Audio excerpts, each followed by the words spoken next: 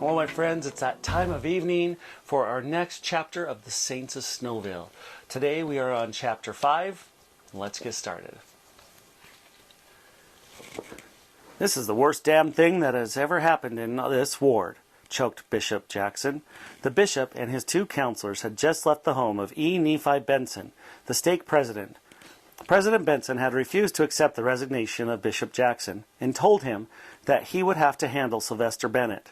This meant that Sylvester Bennett would be tried in the bishop's court for his church membership. Sylvester Bennett was the uncle of Bishop Jackson in his 71st year. He had been widower for 30 years and had 6 married sons and daughters, all of whom lived in the Snowville ward. Brother Bennett had held numerous positions in the Snowville ward, including second counselor in the ward bishopric, Sunday school superintendent, and ward teacher continuously for 50 years. Bennett rented his ranch to one of his sons and ran a combination gas station and small confectionery. His gas station was the nearest thing to a service station in Snowville. It consisted of a one-hand-operated gas pump, the gas being measured to customers by visual observation. In the confectionery part he sold candy, gum, soda water, licorice, crackers, 22 shells, and firecrackers. Sylvester Bennett's place was a favorite hangout for town bums, school kids during the noon hour and after school, and young boys and girls who should be attending the MIA meetings on Tuesday night. Sarah Mitchell, aged 14 and a half years and in the 8th grade, was 6 months pregnant, and Ezra N. Mitchell, her father, said Sylvester Bennett had done it. When this intelligence was first communicated to J.D. Jackson and Brother Mitchell, he became livid with rage. "Get out of my home, you lying bastard," the bishop said. "Uncle Sylvester has fed you and your damned family for the last 10 years, and now you make up this damned lie? If that slut of yours is knocked up, put the blame on those Bloomington boys where it belongs." Brother Mitchell had anticipated this outburst and stood his ground. "Jack," he said, "before you do something that you will be forever sorry for, hear me out." Ezra appeared determined, and the bishop said, "I'll look into this filthy story, and when I prove it's a damned lie, I'll knock the living hell out of you and run you out of town." The bishop didn't go to bed that night as he contemplated the unbelievable story. "This just couldn't happen to Uncle Sylvester," he said out aloud a dozen times that night long. It would be an insult to the old gentleman to ask him about this fantastic story. At 5 next morning, the bishop was at Calvert Ranch to talk with his first counselor. The bishop repeated the Mitchell story and asked Fred if it could possibly be true. "My Lord, Jack," said Fred, "I hate to tell you this, but it's probably true. Sylvester had acted very queer the last year." "Now is a hell of a time for me to tell about it," said the bishop. "Why haven't you mentioned it before?" "I thought at first it was just harmless fun for a senile old man. You have such a damn temper. I didn't want to be the first one to tell you about Uncle Sylvester." "Well, what in the hell has he been doing?" asked the bishop impatiently. "Well," said Fred nervously, "I heard about it a little over a year ago. You know, how all the school kids hang around his confectionery, and he gives them candy and licorice, and they all like him." "Get on with it, for Lord's sake," said the bishop impatiently. "I never thought anything about this like this would happen," continued Fred. "Several of the girls in the 8th grade have said that Sylvester gave them a sack of candy if they would unbutton their blouses and let him look. The girls thought this was a lot of fun, but the girls didn't get any of the candy told on the other girls." "Anything else?" asked the bishop. "One night last winter," said Fred, "the little Curtis girl went to the store to get coal oil. Sylvester had her go into the back room with him to hold the light. When they were back there, Sylvester grabbed her. She got away, but some buttons on her sweater were torn off. She ran home crying. Dick wasn't home, or I suppose he would have beat the hell out of the old man. Sister Curtis told Sylvester that if he ever tried that again, she would have the law on him. Dick Curtis told me about it later, but they didn't want it to be known publicly for the sake of Joyce." "You're a hell of a big help to tell me about it now," interrupted the bishop. "I don't like to carry scandal," countered Fred in defense. I thought you would hear about it at the same as anyone else." "How did that Mitchell bitch get into this mess?" asked the bishop. "Rumor has it," answered Fred, "that she would leave home for church meetings Tuesday night, but most of the time would go over to Sylvester's confectionery. He is usually there, as you know, selling a little candy and soda water, but mainly talking and teasing the kids. She claims that Sylvester took her into the storage room in the back, and now she is pregnant. Something apparently has been going on for over a year." Brother Jackson shook his head in disbelief. "Does Sally say Uncle Sylvester did this to her?" he asked. "She told it all to Ez day before yesterday. Most everyone heard about it more than a month ago." "I'm going to quit," said the bishop. "I'll be damned if I'm going to conduct a bishop's court to try Uncle Sylvester." "President Benson won't let you," said Fred. "You'll have to stay in to handle this matter according to his policy, even if Sylvester is your uncle." The bishop set the trial for Wednesday, February 18th, 1931, 7:30 p.m. This was 2 weeks after his visit to the state president. President Benson offered to sit in the trial and advise or preside, but Jackson refused any outside help. He said to Counselor Hunter later, "Those sons of bitches in the state offices love to dig into the sins of their brethren. It gives them a righteous feeling to learn that the inequity of others, the only qualification for positions of authority they have, is a 40-year-old observation of the word of wisdom. They don't know a damn thing about what's going on in the world." No one in the ward knew anything about the trial.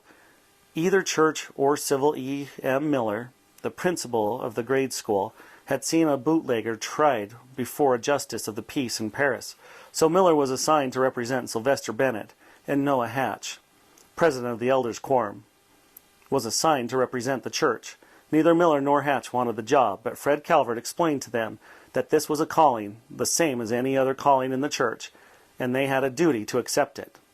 The father of the ward said that this would be the public trial. Only the bishopric, Bennett, Miller, Hatch, and witnesses could be present. President Benson again offered his help at the trial, but the bishop told him he could have the whole damned thing if he wanted it. Otherwise, he could keep the hell away. The ward clerk, Vernon Perkins, wrote a summons that stated Ezra and Mitchell had charged Sylvester Bennett with adultery, and that it was to report to the church house Wednesday, February 18th, to be tried for his membership in the church. The summons was given to Bennett by Perkins at the gas station. Brother Bennett took the summons down to the home of the bishop the night he received it. The old man looked like he had aged 15 years in the last few weeks. "Jack," he said, "I don't know of any way that this can be avoided, but for the sake of my children, I wish it could. I admit I sinned. I am willing to take the consequences. But why have a trial and hurt my children?" "Uncle, this is the worst damn thing that ever happened to me," said Jack. "I tried to get Benson to handle this privately, but the righteous bastard goes by the book and is really enjoying it.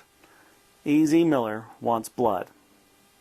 Benson insists on a trial, and I can hardly keep him away, but he won't be there if I have to throw him out myself." The old man left the Jackson Ranch broken-hearted, but determined to face the music of the man. At 7:30, February 18th, a solemn group met at the church house of the sordid businesses at hand. The outside doors were all locked, and one of the white curtains used to partition the hall for classwork was drawn across the middle of the hall. The bishop and his two counselors sat under the basketball hoop at the north end of the hall, behind the long table. The ward clerk sat at the end of the table. On the west side sat Sylvester Bennett and E. M. Miller at a small picnic table.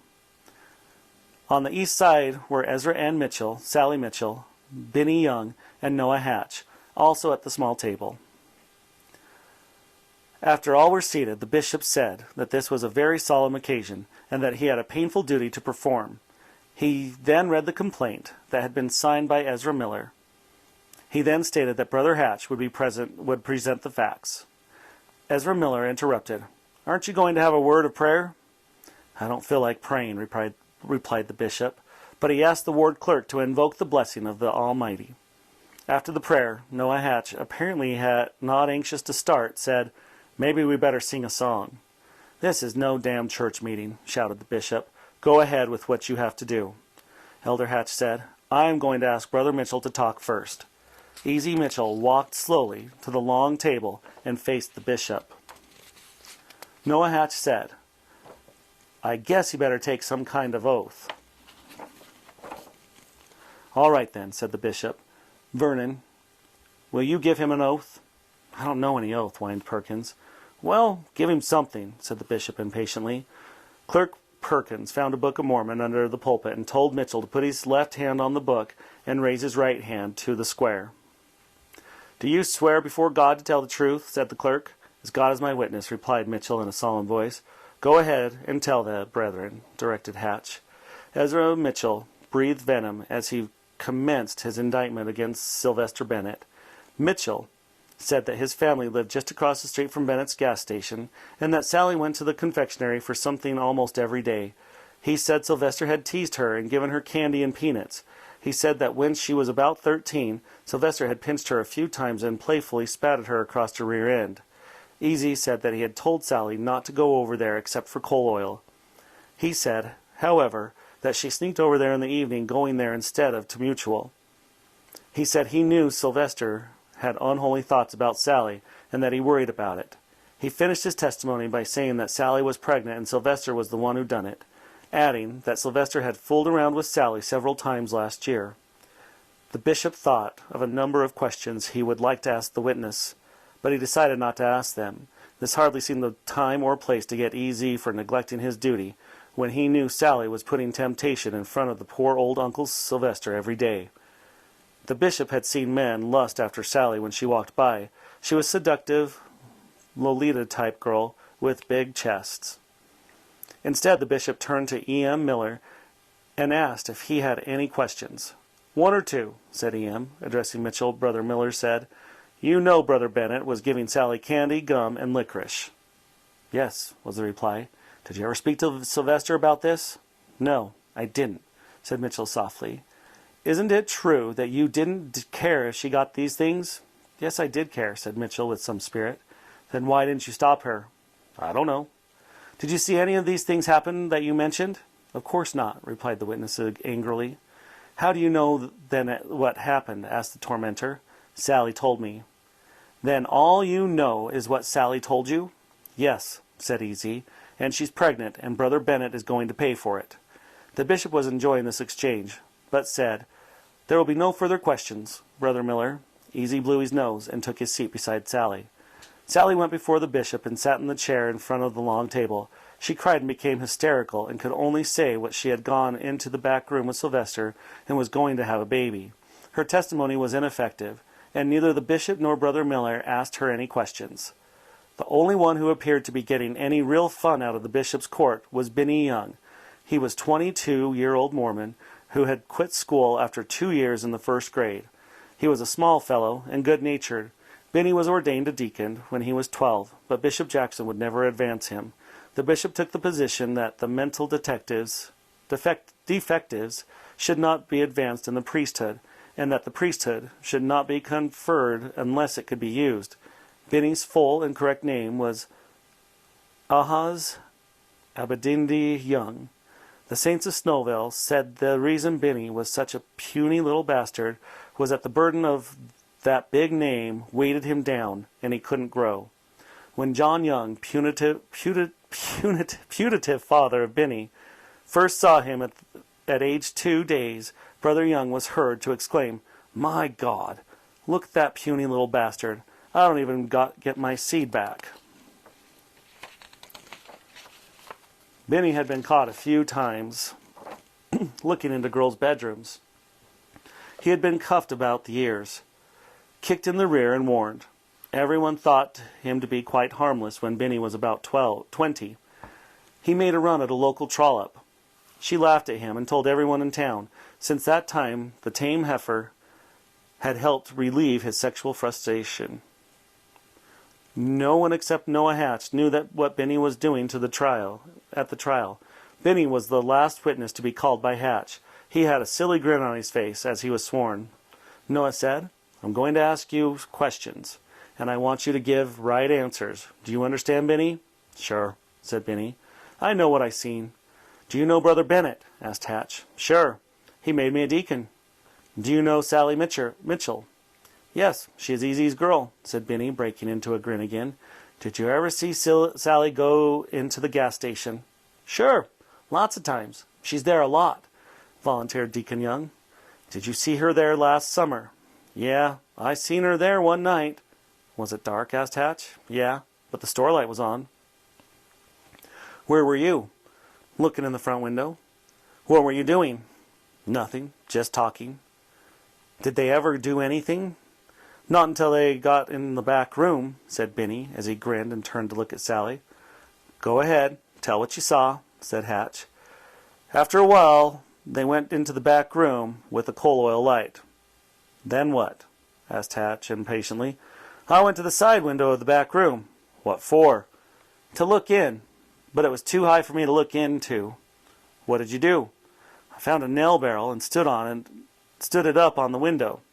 Could you see in the back room then? Asked Hatch. Sure, was the reply. Well, damn it, go on. When I got the barrel up to the window, Sally was laying down on the floor, and Sil... The bishop jumped to his feet and banged his fist on the table. Stop this damned idiot, he shouted. I've listened to all the crap I can stand. This trial is over. Now all of you get the hell out of here. Noah Hatch was just beginning to enjoy the trial and was annoyed at this outburst. Aren't we going to close with prayer? He inquired. Prayer be damned, shouted the bishop. This whole thing is insane, and I don't intend to try to make the Lord a part of it. As for you, Elder Hatch, you seem to be enjoying the suffering of others. You didn't need to bring this damned half-wit into the trial. The bishop turned to Benny. You little bastard. If I ever hear of you looking in people's windows again, or hanging around their houses, I'll have you taken to Paris and put in jail. Do you understand? Benny understood all right. He ducked under the curtain and headed for the door. Sunday, February 22nd, sacrament meeting was well attended. The maimed, the halt, and the blind were all there.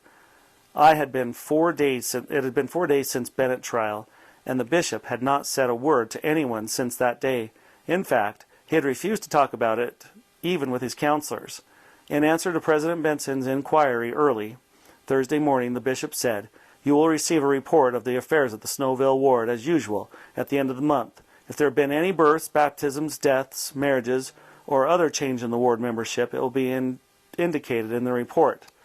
The stake president was at the attendance at sacramental meeting, but was not asked to sit up front with the bishopric. As was the custom. After the preliminary exercises, the bishop went to the pulpit to make an announcement that all present had come to hear. He now appeared to be more grieved than angry. Brethren and sisters, he said, it is my unhappy duty to announce that according to procedures of the church, Sylvester Bennett has been excommunicated from the church for adultery. He will not be permitted to exercise the offices of the priesthood and will not be offered the sacrament. He is invited to attend church services and repent. Sylvester died of a broken heart 2 years later. He had been rebaptized, but had never been given the priesthood. He was buried beside his wife in the Snowville cemetery. The bishop brooded about the excommunication of Uncle Sylvester for the next 25 years. He felt that the trial was a disgrace and unnecessary, and that the humiliation had contributed to Bennett's death. J.D. Jackson chastised himself for not having made his stand with the stake president. He should have told E. Nephi Benson to go to hell and handle Uncle Sylvester privately. If Benson didn't like it, he could relieve the bishop and appoint someone who would do his dirty work.